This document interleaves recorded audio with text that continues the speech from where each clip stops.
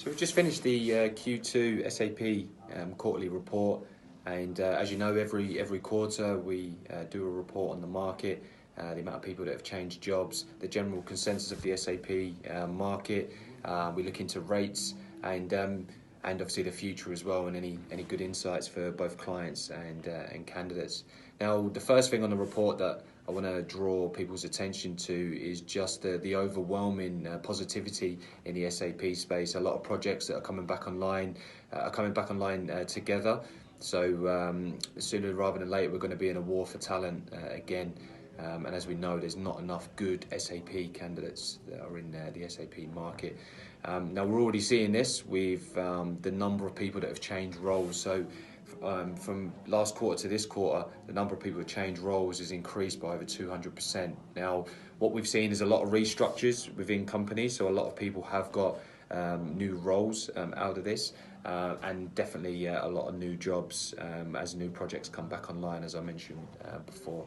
Now, drawing your attention now to the breakdown, the only real small surprise in terms of where people are working is ACT. There's only 2% of placements that have happened in ACT, so we do expect that to increase throughout the year.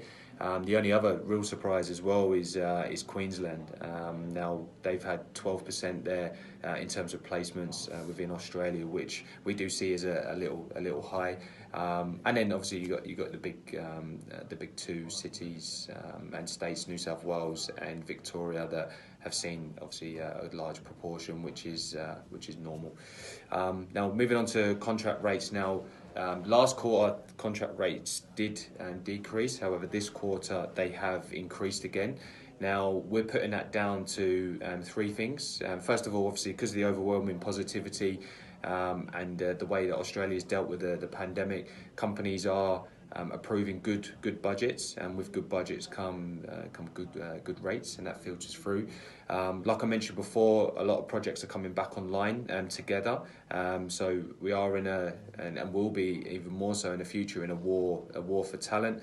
And when people are getting headhunted, we can't get away from the fact that remuneration is a driver for some SAP talent. So rates will go up. And then lastly, kind of along the same lines as in that war for talent, a lot of companies are investing in SAP's latest technologies, and there is a skill shortage in that area. So if there is a skill shortage and demand goes up, obviously rates will naturally go up as well. So yeah, they have increased 1.93%. Now, in terms of the future, just some insights for both candidates and clients. Again, on that theme of being in a war for talent, if you're an SAP manager, definitely look at your own team first, and retention is going to be huge. We've recently done an SAP talent survey, and SAP talent get contacted more than three times a month. So it's you are in a war for talent. So even a simple thing like having a coffee with your team and spending time is going to go a long way.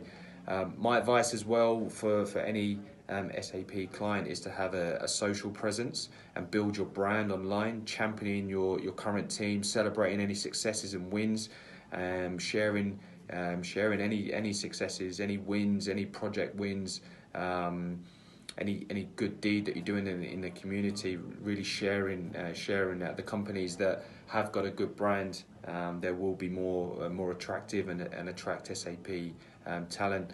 And then in terms of the candidate side, if you are interviewing, remember it's a two-way interview. So clients, you really should be selling the company, selling the roadmap. We know that technology is the biggest driver for SAP talent, so really selling to candidates when you're in that interview stage and you know that they are a good fit for the role. But yeah, that concludes the Q2 report. We'll be reporting on this quarter as well.